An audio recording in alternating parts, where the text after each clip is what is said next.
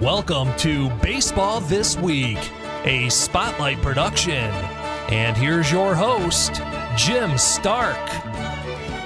Well, good evening and welcome to another edition of Baseball This Week here on a Wednesday evening. We are in the All-Star break. The one, and of course, I'm joined by our producer slash co-host, Boston Rob. Rob, you know this is one of the 2 days of the year that you know there's no sports scheduled. It's right. Today and tomorrow, and that's it. Used to be just one day, but now that's expanded to Thursday as well. Indeed, and I got to correct you. It's Uh-oh. afternoon. It's not evening. Well, I thought we were playing. live right no, now. I thought we were pretending it was nighttime. No, No. Well, It's see, now this is lunchtime, new baby. to me. Wait. I'm a radio guy, right? So I'm a radio guy too. Well, no, but I was playing. I thought I was trying to play into this digital world, and like we're pretending we're live right now. Oh, so we're not hiding this. Why would we hide it? No, well, because I don't know. I thought we were trying to be consistent. So when is it going up then? That's up right now. Oh, we are live. okay. right So now, this my week, friend. today, we're not at 7 or 6 to 7. We are at 1. We have some scheduling things. I'm glad you listen. I'm learning every day, Rob. Indeed. All right. That's why I'm here for you, man. So I'm here for you. because I've done shows in radio where you had to pretend it was a different day, Sure. and you had to forget what you knew because it didn't happen yet. So all you're right. pulling back the curtain. Well, Look at you go. are. You are. I thought we were going to pull a scam here. So listen, No scams on baseball this week. It is the All-Star break, and that's true. That it's one of the only 2 days of the whole calendar year where there's no sporting events. Yeah. Is the Wednesday and now the Thursday after the All-Star game. So if you got to get yard work done, or now's the you time got a to do it. to-do list. Now's the time to do it. Take your wife to the movies. Yep. Go to the mall. Whatever's been stacking up, you got today and tomorrow, and that's it. Beautiful. Come Thursday, Friday, we're back to work and back to sports. Indeed. But looking at the week that was, obviously we're going to talk about the All-Star festivities. We got the Home Run Derby from Monday. We got the game from last night. But I want to go back to our Tiger talk. When last we met, they were just heading into that Oakland series, and they had, of course, Toronto over the weekend. And you and I, Rob, said if they went 3-3, that'd be a good stretch. And right, they went 2-4, but they should have gone 4-2. And we saw a combined no-hitter. Which was great to see for Detroit Tigers. Matt Manning pitching wonderfully. Well, and then the relief pitching coming through at the end. The dynamic duo of Jason Foley and Alex Lang. Correct. So 2-4, but those two win. I mean, when you look at it, getting a win against the Toronto Blue Jays, coming into the season. Well, this is Dr. Jekyll, Mr. Hyde for the Detroit Tigers all season. This is a perfect example. Struggled against the A's, right? But came out and played very well, like you said. Should have took 2 out of 3 against the Toronto Blue Jays. Yeah, one game got away, but that last game, though, Rob, the Sunday game. I know, it's eating at you. Oh, because they had it. Yeah. Right? They had it. And they could have won that last game, gone into the break on a high note, and they didn't. But you're right. That is a microcosm of the Tiger season so far this year. Yes. And when you look at it, and we'll look into the second half of the season here, but where the Tigers sit, I mean, if you're a Detroit Tigers fan, you got to feel pretty happy, especially with some of the big guns back or coming back. Yeah. Our special guest today coming up in the next segment is going to be Sean Belize. We're going to talk with Sean, a longtime Detroit area radio personality, been a partner of mine in the past, and we're going to enjoy talking baseball with him. But we'll talk a little bit about how we see the season ending and outlooks for the rest of the season coming up. Because we always say that the baseball All-Star break is the traditional halfway. It's not technically the halfway point. It's actually past the halfway point. But it's always been a great halfway point to look backwards and forwards. And we'll do that with Sean. And then you and I can follow up on that as well. Absolutely correct. I'm looking forward to it. Good. All right. But getting back to our recap, it was a decent week. It was a decent first half of the season. I know there's no question about that. Better than I'm sure we hoped for. The problem with me, Rob, I don't know how you feel, but I mean, when I get to a plateau, I'm not looking backwards. I want to look forward. If I buy a boat, okay, let's say the first boat I have goes 20 miles an hour, right? The next one I get goes 30 miles an hour. I don't think about going back to 20. I think about going up to 40, right? I forget what it was like to have 20. Same thing with baseball. I forget that I was, going to have them win, 45 games. I'm here now. I want to keep going. Yeah, but if you do look back, it's like kind of those bargain basement type of deals. You buy for something, get what you pay for, right? Right. But in this case, if I'm a Tigers fan, I believe you're getting more than what you paid for, considering what everybody thought the Tigers would be coming into the season up to this point. Yeah, but I struggle doing that, Rob. You're right, but I struggle. Like I say, I'm up on the ladder now. I don't want to climb back down and look up. I'm saying I'm halfway up now. How do I get the rest of the way? About, you feel like you're halfway up? I think so. Line? I think so. Yeah. Okay, yeah. I think Rob, if they finish, say 5 games or less out. Let's just say they finish 5 games out. I think that's reason to go all in for next year because I'll get those 5 games made up. Oh, I think that right? even maybe 10 games. I mean, well, 10 and now 5 and 10 somewhere. Now in there I'm getting even. I mean, 10. I'm getting a little bit on the other side, but if I'm 6-7ish, that's shouting distance for next year. Well, and again, when you look at what's transpiring now with the Tigers and the lineup, you see guys coming back, especially in that pitching staff. So healthy, hopefully to stay healthy. But the guys that kind of came in, maybe that weren't ready, are now adding to the depth of the Tigers with all these other injured players coming back. So I think that most certainly helps. The struggles of the injury factor earlier in the season may come back now and be a benefit in the long run, with all these guys coming back from injury now. Yeah. And heading into the second half of the season. Yeah, guys like Matt Manning and Tarek Skubal are fresh arms. Yep, and Riley Green is back. Yeah, so no, I like that. I buy that. But again, All-Star break, we'll talk about the first half. We'll talk about what we can expect. But it still grinds me. They're not good enough team to waste good chances. And that game on Sunday was a ideal chance to steal one against Toronto. Well, and again, I think I agree with you on that. But I think when you look at the first half, I think they're about 60-40 about taking chances and getting those chances and taking advantage of those chances. Yeah. We've seen some clutch hitting from this team, not consistently. But more there. so in the last several weeks. A little more clutch hitting. I've seen you're right. All right, so let's look at the All-Star game, the All-Star break, the All-Star festivities. Yeah. Did I succeed in getting you to look at this any differently? Did you have any different appreciation? No. So I wasted my time. It's a waste. Well, it was an exciting. I will say, I'm going to be honest. Full transparency. Did I watch the entire All-Star game last night? No. No, I didn't either. I tuned in and out. Yeah. I checked on it. It seemed very exciting. And so you appreciate it a little bit more. And Lorenz came in for the Detroit Tigers. Yes. Something that I didn't think. I lost that bet. I didn't think he was going to be able to come in, but he did well, for the time he was in there. When you look at the score, baseball fans, that's what you want to see, a close game.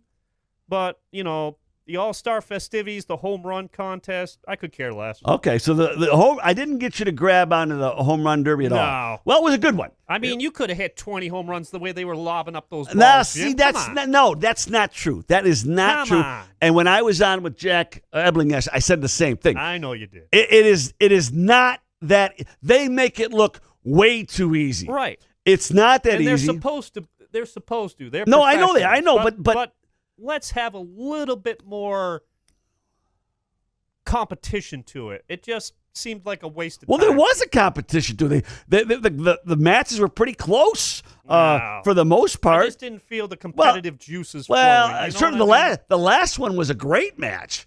The winning match. I don't need to see 72 home runs. Well, but that's the game, though.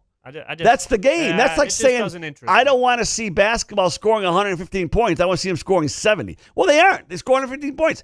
They hit. But given those ground rules, I thought it was very exciting. And we saw record set for one round of home runs. 41, 42? 41. 41. We saw a second-generation player, father-son tandem now has won it. That's pretty cool to see. That's pretty cool. That's pretty cool to see. And it was a lot of home runs to watch.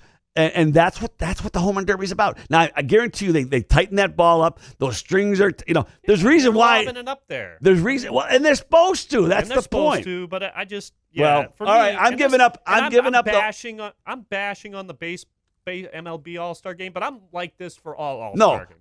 I'm gonna give up on trying to get you to move on this, but I'm gonna say that was one of the most successful and most exciting home run derbies in all the times I've seen them. And I don't know what the ratings have been yet. I don't know what we'll have to check on that. But I'm gonna guess they're pretty good because that was a good for the event. What it is, being what it is, it was a good one, right? So that you check that box. Then going into the game last night. It was a pretty good game. The first time the National League very competitive from what I've seen. The first time the National League is won in 9 years, which is always nice to see that. A late home run to take a 3-2 lead. Good pitching, good defense. It was take out the superstars. It was a good baseball game. Sure, it was a and that's one of the things the advantage the baseball All-Star game has over any other All-Star game is it can actually be a competitive game. It's close. Yeah, and if you look at the history of it, I would dare say that Major League Baseball All-Star games as a whole throughout its history have been closer than but the game NBA itself, All-Star game of the NHL. The game itself is closer to what they actually do every day. You know what I mean? Yeah. Pitchers are still trying to get guys, strike guys out. Yep. Fielders are still trying to make every play. I mean, it's not like basketball where the next a defensive stand someone makes will be the first one, right? No defense in the NHL game. But in this, and they gave up in football, but in this game, it's still pretty competitive. Yeah, and it's a fine line, right? Because you don't want to overexert yourself for an All-Star game. God forbid there's an injury. Well, they pulled out. You don't want that, but you do want to have the competitive juices still there. So it's a fine line. But I think, in all honesty, even though I'm not a big All-Star game fan, MLB does a great job as far as competitiveness and close games. Did you move even a few percentage points off your dime? Game? For in general, just in general. Just in general? Yeah. Yeah, I'll give you a point or two. All right. Now, good game last night again. Bautista, the relief pitcher, he actually got pulled because he threw too many pitches. Kenley Jansen came in and showed his re-entry into the world of being a top-flight closer on national TV. It was just fun to see. Not all offense, which I guess that's one thing I like. I like to see home runs in the All-Star game. I'm old school, man. See, I'd rather see great defense and a great pitching matchup, but I know what it is. Today's games in all major sports and all college sports, everybody wants to see the offense. Well, in this case, though, there's so much firepower. You want to see some of it exerted. But I do get that. I get that in the home run derby, so I can't complain. Yeah. But a lot of new stars in the game. I think that's very clear. A lot of good to see. So baseball did a good job on their biggest. This is their biggest commercial. The World Series is not a commercial. That's when they actually play really hard baseball. This is a commercial, mid-season commercial marketing tool for the game. What sports entertainment, baby. And they did a good job. All right. So another thing happened. We can't skip by this. The Detroit Tigers added some players to the organization, and one I think was a little bit of a surprise. They used their first pick, the third pick overall. And they took a young player, Max Clark. Yes. A high schooler. Yeah, the top high school prospect by many believe. Yep. In the whole country. Well, and they had the pick that they thought might go third, which is one of the college stars. And they passed by him, right? To go to Max Clark. Langford, the outfielder for LSU, was kind of pegged, and that just tells you for any draft, it's all smoke and mirrors. You know what I mean? Well, but when you look at it, this draft this year was very deep with good potential, right? I mean, it was a very good pitching draft. It was a very good positional draft. Maybe in other drafts, Max Clark might have even been considered a number 1 overall pick. Yeah. But this draft supposedly was so deep with talent that, you know. And you flip flop. Do I want a college proven player, or do I want the potential of but the Tigers flipped this because they didn't draft the pitcher until I think the 4th pick, right? Yeah. The first 3 were all field players: Max Clark, Kevin McGonigal, And high school player. And Max Anderson was the first college pick, the 45th overall. And then they finally drafted a pitcher, but they also drafted more high school players than they have in a long time. Right, it's a brand new day under new management, baby. Yep. And so we'll see, but I think it's interesting because now, and now Jack is all over this. Is now the clock's ticking in his mind until Riley Green hands over center field to Max Clark and takes one of the corner spots. But that's the idea. This guy, they say he's a 5-tool guy, which means you run, you hit with power. He's can play exciting defense. to watch. And you know what?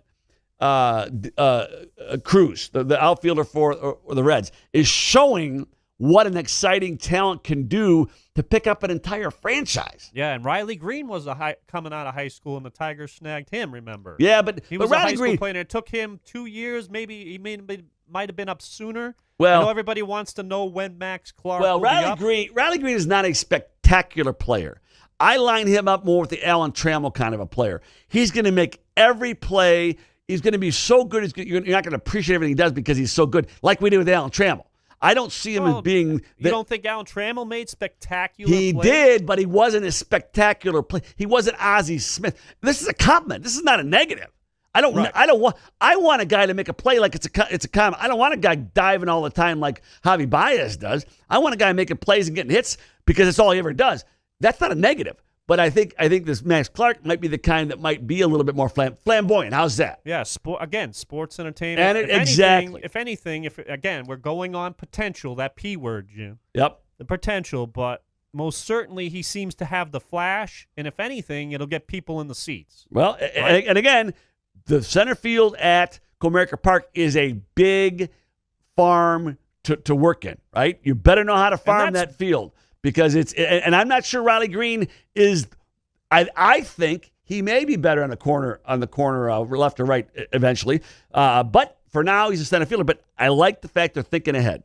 Yes, and that's another thing with drafting. When the management got up there for Detroit and talked about the pick, they said Max Clark could do very well fielding-wise in Comerica Park. Right. And that's something that they're thinking about. Get the right player for the right position for your park. Yep. Right? Which is smart. Now, overall, they drafted 10 pitchers and 11 position players. So, again, more position players than pitchers. And a couple catchers in there. So they're still looking to stock all the different areas. But, again, the downside of the baseball draft is unlike the football or basketball, even hockey, you don't know how this draft's going to come out next year. It's going to be 3 years. It's when you're going to see these guys. Yeah, it's 4 years before you even really get a taste of it. But, hey, if they drafted this Max Clark to be an exciting player, and he really is a 5-tool player, and he really is a guy that could make it. It won't be that long. Yep, exactly. It won't be that long. All right. So, well, good. We've caught up. We've kind of caught up where we should be now. Let's take a break. We're going to come back. We're going to have our guest today. We're going to have Sean Belizean, who's a veteran, a knowledgeable sports broadcaster, and now he's a host of his own, of a legendary show, Sports Wrap, down on WJR in Detroit. So we're pleased to have him. We'll talk baseball with him.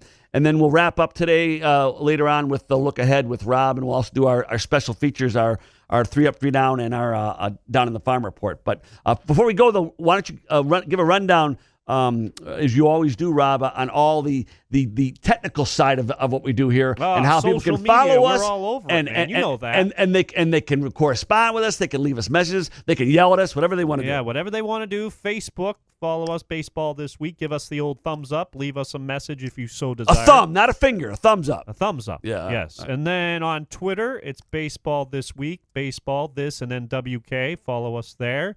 And then you're watching us right now on Facebook Live and on YouTube. And if you want to listen to us and you don't want to look at our ugly mugs, which I don't blame you, you can follow all your podcast platforms, Apple, Spotify, Spreaker, whatever platform you follow for your podcasts, Baseball This Week is there. Rob, we're through the first segment. We'll take a break. And I didn't want to kill you. Look at. That's right. Baseball This Week. We'll be right back here on the Spotlight Media Studio Network. To everyone who enjoys a sweet treat, Culver's team member Brooke is crafting one for you, Wisconsin style. When I serve you a creamy fresh frozen custard treat, it's that handcrafted kind of goodness, like our Simply Sweet cones or dishes, craveably thick shakes, and handcrafted concrete mixers. You know those, it's so good. Want a bite kind of treats? Come to Culver's for a Wisconsin favorite made just for you. From Wisconsin with love, welcome to Delicious. Boyne Golf presents Michigan's Magnificent 10. 10 extraordinary courses set among 3 incredible resorts with plenty of wide open spaces where the extra long days let you play and play and play. And when you're done, a variety of amenities and charming towns await. The golf's so varied, the accommodations so welcoming, each visit's a new experience.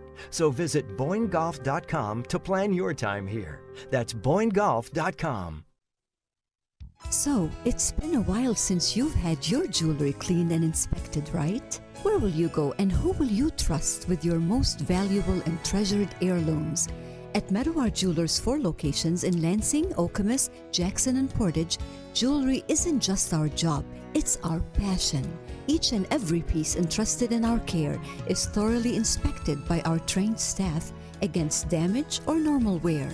And we offer you, our customer, the highest level of quality on repairs and custom designs. Whether it's worn out prongs, channels, or shanks, it's all handled with incredible care. Meadowar Jewelers in Lansing, Okemos, Jackson, and Portage want to help you preserve your memories and offer you options on creating new ones. Come in today for the cleaning and inspection of your jewelry. We continue to work hard every day to earn your confidence and trust.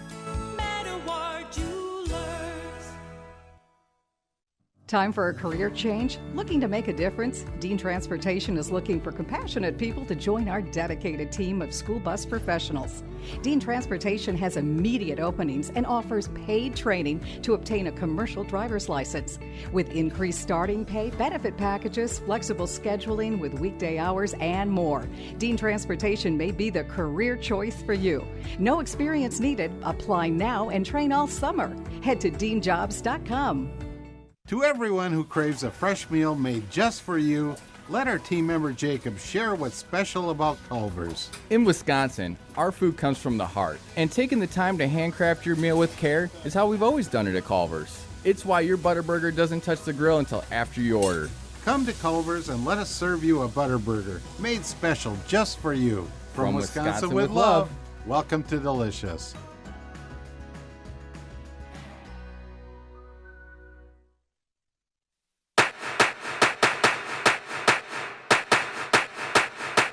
Welcome back to Baseball This Week here on a Wednesday afternoon on the Spotlight Media Studio Network. And Jim Stark along with Boston Rob Bennett across the way there and keeping us somehow hooked onto this marvelous digital world in which we're locked into. And now we are going to go right to our guest, a gentleman that I have worked with off and on over the last 20-some years. And he's one of the pros, to say the least, in the Detroit market and beyond in terms of sports in general. He's a hockey nut, obviously, for anyone who knows Sean Baligian. They know he's a hockey nut. But I'm gonna, as we welcome Sean in, though, Rob, I'm going to put you on the spot. Sean has a hidden talent that rare people know about this, but I saw it exhibited firsthand. He has a talent. I'll give you a hint. It's something we see at every baseball game, but it's not pitching, it's not catching, and it's not selling hot dogs.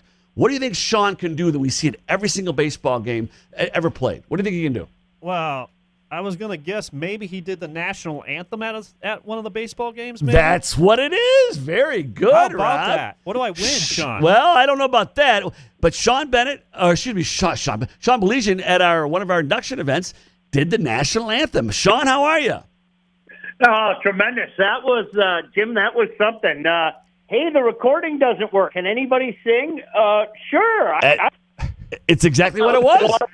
And it was a lot of fun. And I really thought, Rob, that I said maybe Sean's been over in the bar, over the open bar there a little bit too much. But he took his little Irish pipes there and let us have it, and it was great. So hey, a little liquid courage goes a long way. Well, that could be true, but that's hey. But listen, Sean, congratulations! You got one of the great gigs of sports in the entire, certainly the Detroit area, if not the state. You're now driving the ship that was the first regularly scheduled sports conversation show, right, in the whole Detroit market. Yeah, you know what, Jim? That's not lost on me either. Growing up in the Detroit area, I mean, what kid and young adult didn't listen to sports rap, right? So. Right.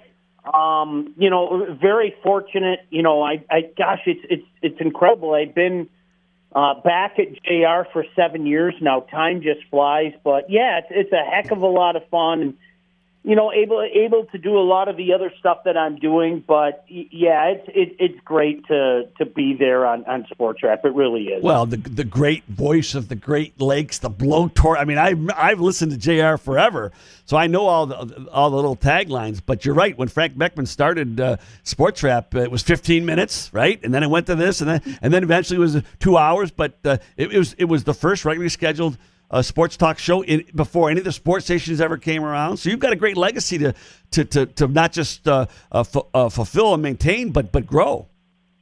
Yeah, you know what? That's the biggest thing. We don't want to do it. I've been fortunate, Jim. I was in the sports talk radio game for so many years. Heck, I started at JR back in '98 doing sports rap on the weekends. Right.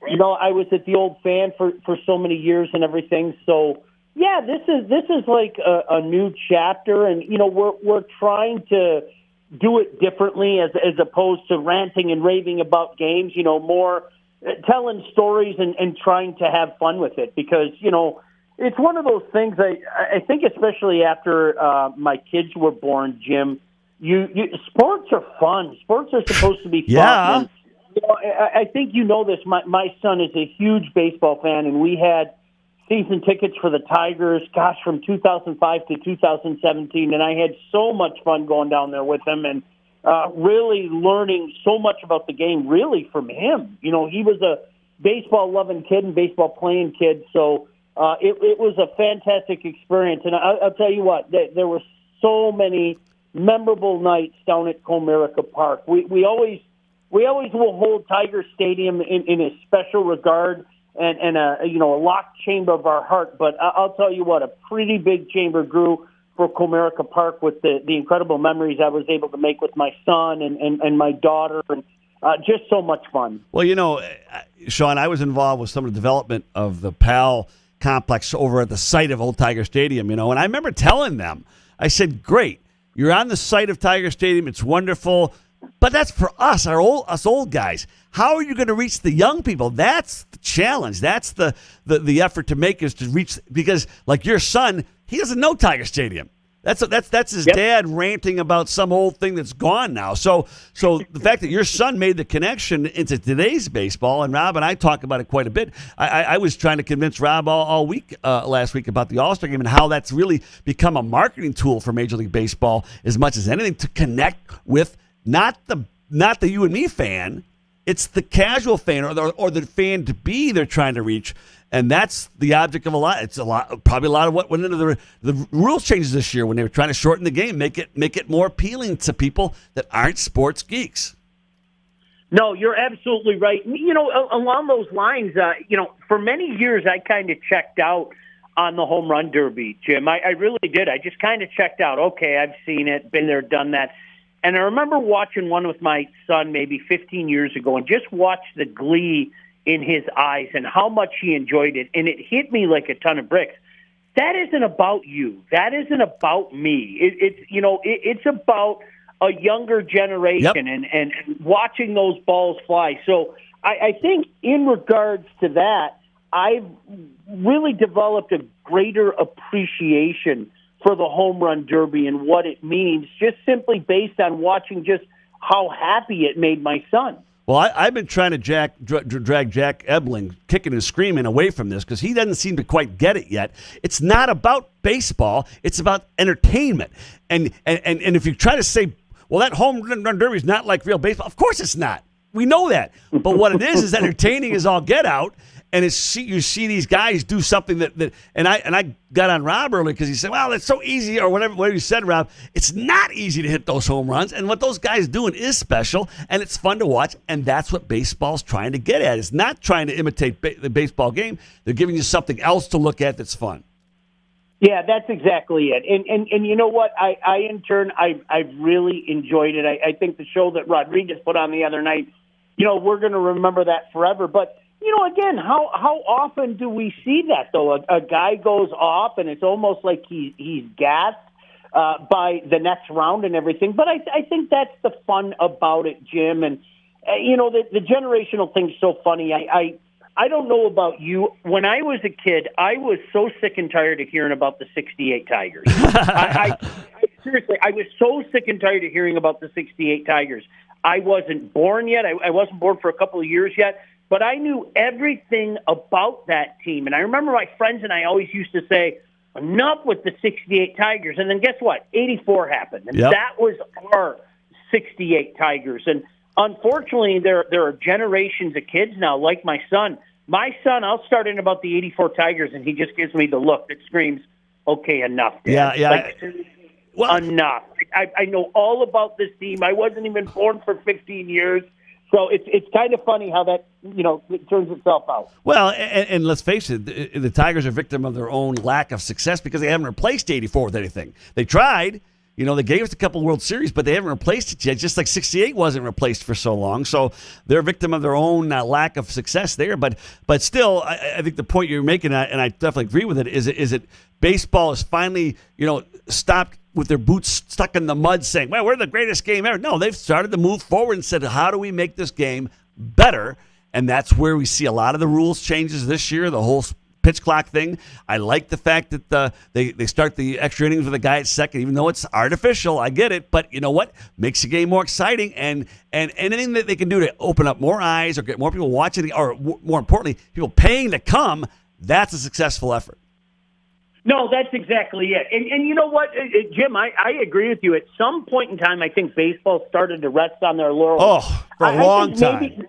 Maybe back in the early 80s, we had a front row seat as kids to watching football pass it, and it did. And I think the biggest thing about it is, I would say, my guess is probably 30 years, they denied that there was a problem. And I think once they finally admitted that there was a problem, now you're seeing some steps to kind of, change the game and keep the traditions that made, America's pastime.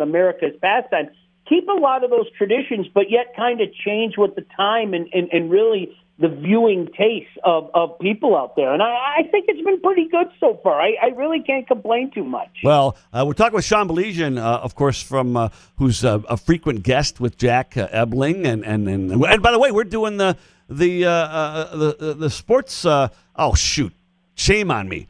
We're doing on Sunday. We're going to do the show with Jack. Show. Jeez, press pass. Thank you, the press pass. But Sean Baligian, we're joining us today on Baseball This Week, and Sean, we know you're a big baseball fan. It's not hockey, I get it, but I appreciate you moving out of your hockey zone for a few minutes today. But yeah, I think baseball was arrogant for a long time, where they said we're America's pastime. Well, and it's funny because I think Bud Selig, who was one of the old guard, was one of the first ones in leadership to start to see we're behind the times, guys. We better change. And now that mantle's been kind of handed off to Rob Manfred. But I think they made more changes in the last 10 years than they have in the 6 years before that. Well, and here's the thing, Jim. I can't tell you how many conversations I had, and I'm not going to name any names, but with a lot of people in the Detroit media and some national people as well, that were part of, I like the way you put that, the old guard. And I would tell them, I was like, you're blind if you can't see football blew by them. And I say it all the time. Jim, it doesn't matter what your favorite sport is. I don't care if you're the biggest baseball fan in the world, the biggest hockey fan in the world. football has been king in this country for a long time. I don't think anybody can debate that. And again, I think part of the problem was that arrogance and the inability. Oh my gosh, we have really. We having a problem there, Rob? We losing him? I think that step one, Jim, is admitting that there's an issue. Yes. That's step one. And for the longest time, they just refused to admit that there was an issue. Well, it almost cost them their game. It really did. If in the 90s and the 80s, if they hadn't have, again, Bud Selig was the one to first see it. If they hadn't have started changing, they would have started. They would have started losing franchise. Franchise would have folded. The game would have receded more than it did. But again, and that's one of the things I want to talk to you about today, since you're here with us now. What did you think of the first half? What do you think of the changes, the rules changes, and what do you think of this Tiger team? You know, Jim, the strangest thing, I didn't realize that baseball needed to do something like the pitch clock until I actually witnessed the pitch clock. I don't know about you. When I'm at the game, it's like I kind of lose track of time. I don't really, I'm not, oh my goodness, it's 10 o'clock. This game's been going on for 3 hours. Honestly, I'm just there, whether it be with my friends, whether it be with my son, whatever the case may be. I don't think about it. But I'll tell you what, being there a few times in this first half, Jim, and the relative speed of those games, I think it's a massive improvement. I was one of those people, when I heard this idea, I didn't like the idea. I said, why are you doing this? I totally get it now. I don't know what you think. I totally get it. It's a completely different situation now. Well, I agree with you, Sean, that they've taken the game, and all they've kind of done is go back to the rules. The rules are always in there to move along, but they're enforcing it now. But what I like about it is not just the pace of the game, but the pitchers are now forced to pitch faster.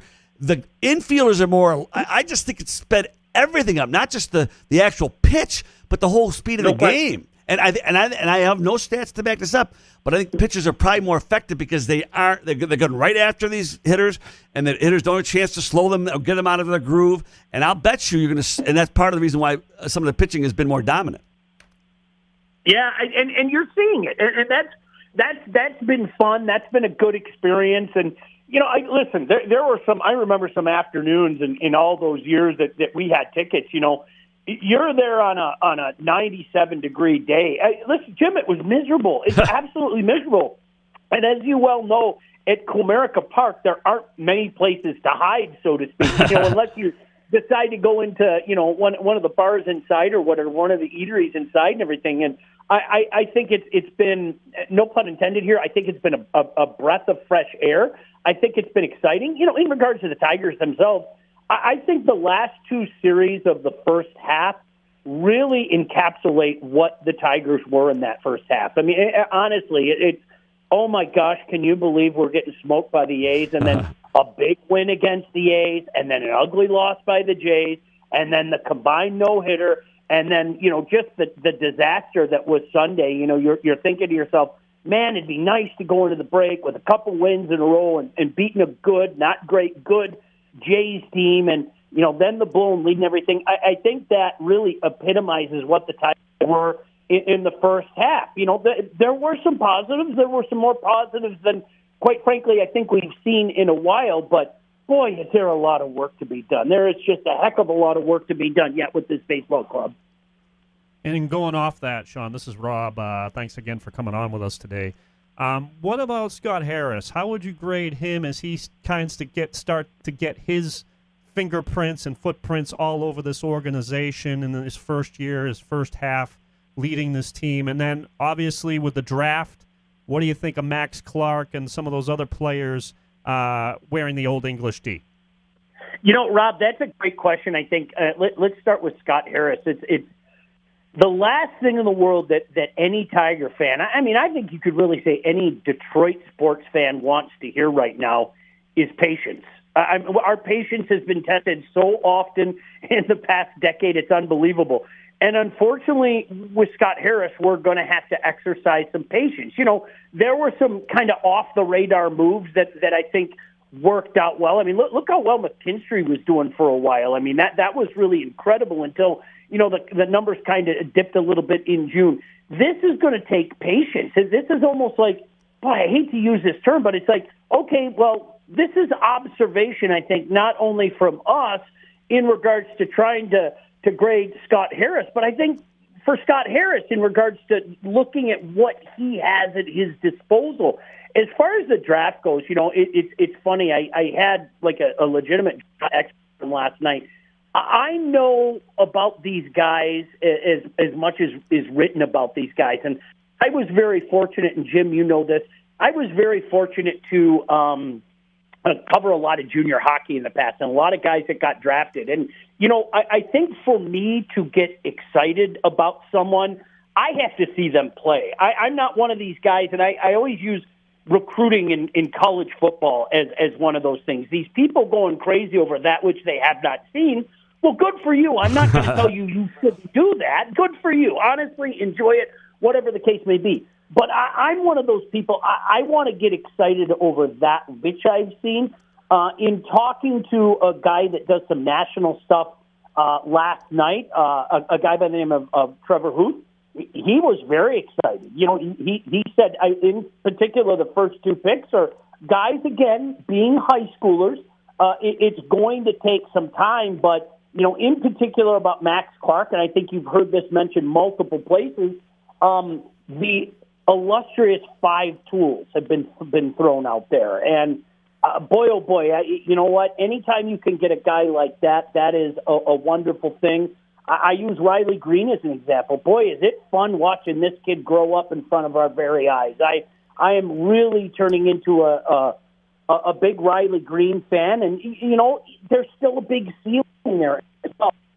Again, a long-winded answer to your question, Rob, and I apologize, but it's going to take some time and patience, not only for these young kids that were just drafted, but I think for Scott Harris as well. I think, a couple of years ago when people tried to convince themselves that this franchise was one of the top franchises, and look at all these future stars that we have, we learned a very difficult lesson. It's not as easy as taking a look at what somebody is saying, this player is graded out to be, or that player is graded out to be.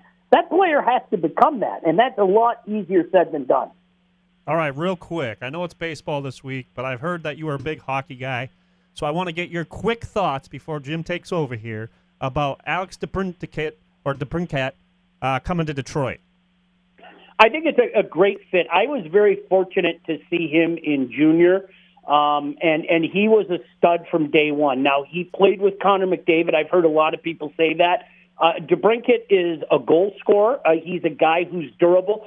I've been having some fun with, people of my generation, right? Guys my age. I'm 53 years old. And I hear people say this all the time. Oh, this league is so soft today. It's so soft. I mean, compare this to what we grew up with in the late 70s and the 80s. And then out of the other side of their mouth, they're worried about a guy who's 5'7" and 170 pounds. Well, you can't have it both ways. This is a different league now. And guys of that size, whether it's in Chicago or Ottawa or Cole Caulfield in Montreal, guys of that size are flourishing in this league. And in DeBrincat's case, he's staying durable as well. So I think, how can you complain? The Red Wings got better when you look at what Steve Yzerman had to give up. He didn't give up the farm. Sure, you don't like the idea of giving up one of your firsts, but you still have another first. I think it's a darn good signing. All right. Well, you snuck some hockey in there, Rob. Good job. No, but it's an important one. No. I think Sean would probably, his head would explode if he was on the air 20 minutes without talking any hockey. So I'm glad we got that in. But Sean, looking ahead then, the second half of the season, obviously big help on the injury front, getting Tarek Skubal back, getting Matt Manning back. Hey, by the way, Matt Manning, would you have wanted to be A.J. Hinch and go out and pull him out of a no-hitter? I would not have wanted to do that in a million years. Yeah, it's tough because, you think back, I mean, what was it, a week earlier, Faedo was having an outing as well. But I understand it. I get it. This isn't, the generation which we grew up in. I mean, that's long gone. The idea of these guys pitching complete games now, Jim, right. it's really, I mean, it's almost inconceivable now. So under the circumstances, when you consider both guys, are coming back and their youth, et cetera, I get it. I'm not real happy about it. I'm not going to lie, but at the same time, I get it. Well, and Manning, too, young pitcher, just off the disabled list himself. I get that. Now, if he was 3 years in and had a track record of pitching a lot of innings, I think it might have been a different story. But given the situation, I get it. They're not trying to win games with giving hits. They're going to try to win games today and tomorrow. But you got Manning, you got Terry Skubal. Eduardo Rodriguez is now back. Riley Green is back. You're starting to see Torkelson try to put something together. Better second half than first half? I think so. Think being the key and operative word. Best case scenario, as well as I do. I would love Erod to kind of regain that form that we saw in April and into May and pawn him off. I mean, unfortunately, I was one of those guys. I don't know if you guys felt the same way. I would say late May, early June, I started to allow myself the luxury of thinking of winning what is just a terrible division, the Central Division. And then reality hit us all, I think, in late June, that unfortunately that's not going to happen, even with the shortcomings of the Twins and the shortcomings of the Guardians. I just think the Tigers can't find consistency, and a lot of that, again, has to do with the injuries that you spoke of and the youth of this baseball team. So, yeah, in a perfect world, you'd be able to pawn off a couple of these guys, and you love to have a guy that is either Major League ready or just a step away from Major League ready. But, the unfortunate thing about that is how often do these guys pan out? I go back to that, and you look at some of the deals that Al Avila made, and you just shake your head at what the Tigers ended up getting or didn't true get. Powers. Yeah, that's exactly. Yeah. I go back to the Dave Dombrowski era, and I'm trying to figure out what happened once Dave left Detroit, and how so many people are negative towards him. And I know it's specifically towards the farm system and everything. I thought Dave Dombrowski was shrewd. I think he gave up knowns for unknowns all the time. Think about how many guys Dave Dombrowski traded that people were saying, you can't trade that guy. You can't trade Humberto Sanchez. You can't trade Jacob Turner. And, I mean, they turned out to be absolutely nothing. And the guys that turn into something are far less than the guys that never become anything. So, in that regard, I think Dave Dombrowski was very smart. But this Tiger team obviously is at the opposite end of the spectrum, and they have to try to take a chance on some of those guys. Well, what Dombrowski did that other GMs don't, he didn't feel necessary to prove he was right in the draft. He would trade a guy, like you say, unproven for proven every time. He didn't have to go out of his way like Al Avila did. Well, I defend his draft picks. That was one thing that I thought made Dombrowski so great is he didn't get emotional about it. He was always about winning, and you know what? He delivered more winning baseball to our town than anybody. Even Jim Campbell over the years, consistent winning for 10 years. I'll take it every time. All right, we'll let you go in a second, Sean, but I got to ask you real quick. So you're saying if the Tigers are 4 games out, come end of this month, you're still selling, you're not buying, and you're not standing pat? No, absolutely. I sell. I just don't believe in this team long term. They have done nothing in the first half that would make me think that they could put together that kind of run that would not only catch up to the Twins or the Guardians or both of them, but pass them. I think this season has shown us definitively. And again, I go back to the last couple series. There are going to be good moments, and hopefully there are more good moments. But in terms of some consistency, and I'm all for just getting in. By the way, I hear people say, "Well, why even get in if you're not gonna make a run?" Are you kidding me? It's been 9 years since we've had postseason baseball at Comerica Park, and again, Jim, I use my son as an example. He thought that October meant, well, I guess we're going to go see some playoff games. I mean, that's what he grew up with. Whether it be 06, 11, 12, 13, 14, that was part of growing up is going to see postseason baseball at Comerica Park. I would love, I don't give a darn if they're 82 and 80 or 81 and 81. I don't give a darn. I just don't see them getting any kind of consistency to make a serious run at it. And I think Major League Baseball might have done Scott Harris a favor by making Mike Lorenzen an all-star, because now he'll be a little bit more marketable at the end of this month. So listen, Sean Baligian, thanks for joining us. We're going to call on you again towards the end of the season, September-ish, and talk about what's going on then. Maybe look at the playoffs coming up. But as always, you're a breath of fresh air, and I enjoy working with you. And I'm looking forward to seeing you on Press Pass this Sunday. Yep, absolutely. Thanks for having me, guys. Rob as well. We'll talk to you soon. And good luck. Continue good luck with Sports Wrap on WJR. Appreciate it, bud. We'll see you. Thanks, Sean. Rob, let's take a break. We'll come back. We'll wrap up this week's edition of Baseball This Week. We'll take a look at the quick rundown of 3 Up, 3 Down, our quick look at the farms, and also Rob's look ahead at the week to be. So we'll come right back for more Baseball This Week on the Spotlight Media Studio Network. To everyone who enjoys a sweet treat, Culver's team member Brooke is crafting one for you, Wisconsin style. When I serve you a creamy fresh frozen custard treat, it's the handcrafted kind of goodness, like our Simply Sweet cones or dishes, craveably thick shakes, and handcrafted concrete mixers. You know those, it's so good. Want a bite kind of treats? Come to Culver's for a Wisconsin favorite made just for you. From Wisconsin with love, welcome to Delicious.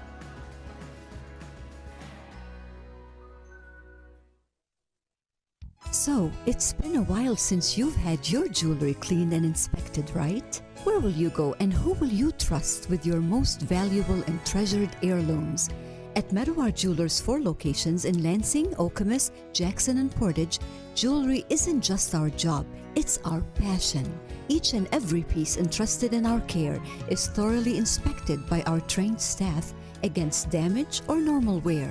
And we offer you, our customer, the highest level of quality on repairs and custom designs. Whether it's worn out prongs, channels, or shanks, it's all handled with incredible care.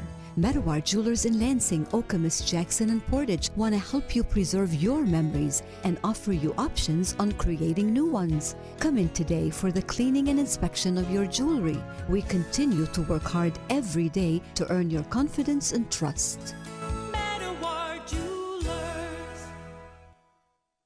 Time for a career change? Looking to make a difference? Dean Transportation is looking for compassionate people to join our dedicated team of school bus professionals.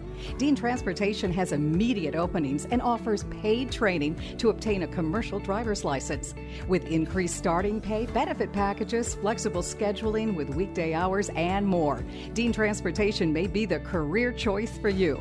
No experience needed. Apply now and train all summer. Head to deanjobs.com.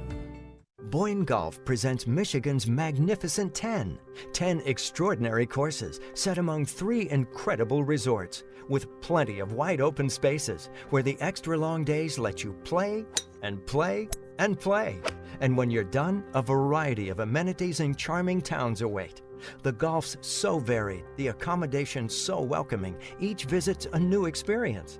So visit BoyneGolf.com to plan your time here. That's BoyneGolf.com.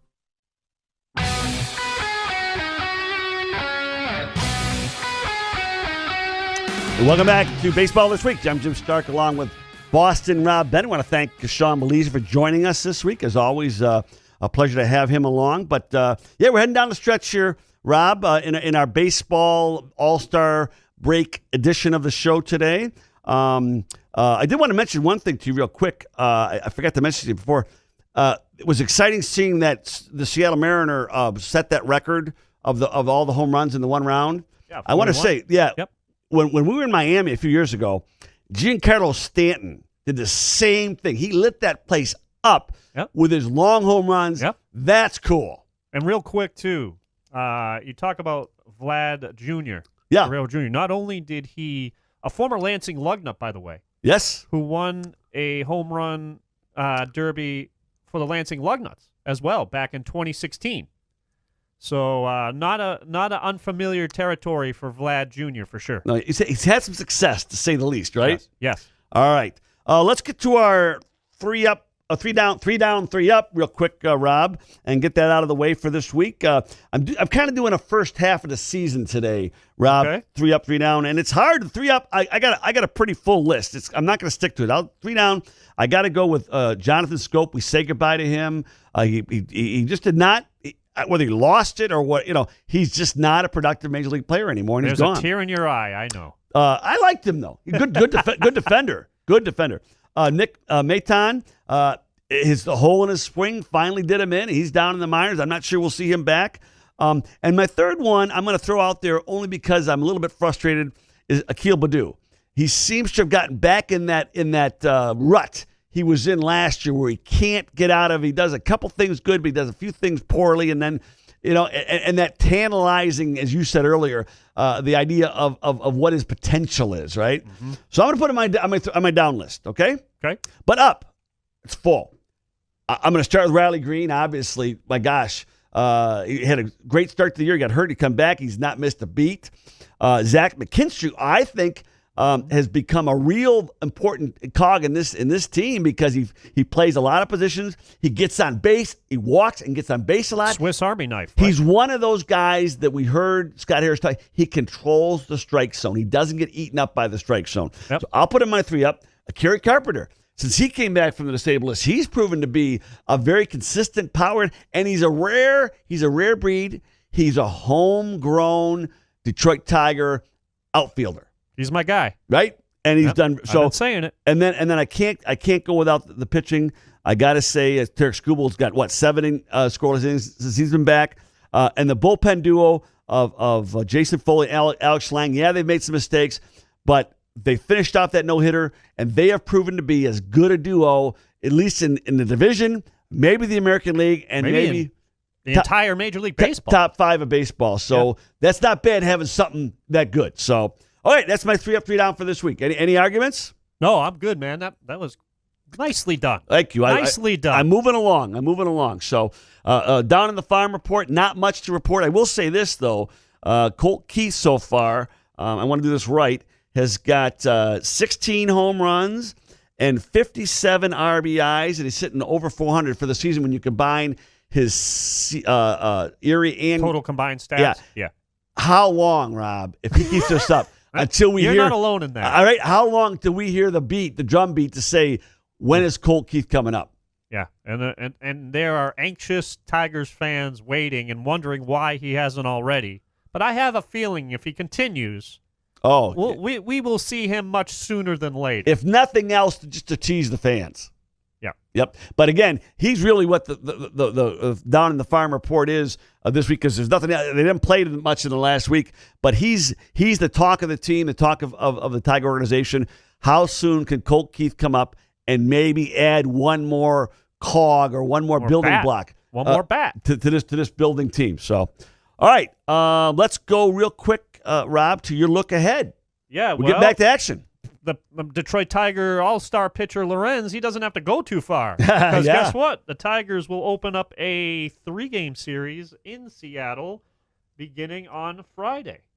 And then they come back home for a very crucial series against the Kansas City Royals team. Crucial you call it. Interesting. Yeah. I mean, this is another team that the Kansas City Royals are looking up at the Detroit Tigers. So again, you got to take advantage of those. That will be a 4-game series, and of course, that'll be right in the middle of our show next week. So we'll dive into that. I'm gonna correct you. I think they're on the road though to Kansas City. Oh, Kansas City, you are correct. Yeah. You so are correct. they're on. This is a big road trip. 3 games in Seattle, 4 in KC. That's a 7-game Western swing. The Tigers never do well in those swings. This will be. I'm going to go with your crucial. They better come back. So I think in those 7 games, I expect 4-3. Again, with 4 games against Kansas City, I expect 4-3 in that 7 games. Yeah, this is scary because I was thinking the same thing. Ooh. Holy smokes. All right. Yikes. So next Wednesday, as far as we know, Rob, we'll be back on schedule, back at 6 o'clock on Wednesday Sounds night. good to But me, this was man. fun today. A little afternoon version, a little lunchtime version of baseball this week. And so I'm Jim Stark for Rob Bennett, for our guest Sean Belizean. Again, one more time before we go, Rob, run down the social media. Yeah, baseball this week on Facebook, baseball this week on YouTube, right? And then on all social media platforms, Twitter, baseball this week. That's baseball this, WK. And then, of course, on all your podcast platforms, Spotify, Apple, Spreaker, whatever podcast platform you're listening to, Baseball Week is there to give you all the baseball news you can handle and more. Great. Good job, Rob. Always a pleasure, man. Our All-Star break is over. Back to work come Friday. For Rob Bennett, I'm Jim Stark. Baseball This Week will be back on next Wednesday. Talk to you then.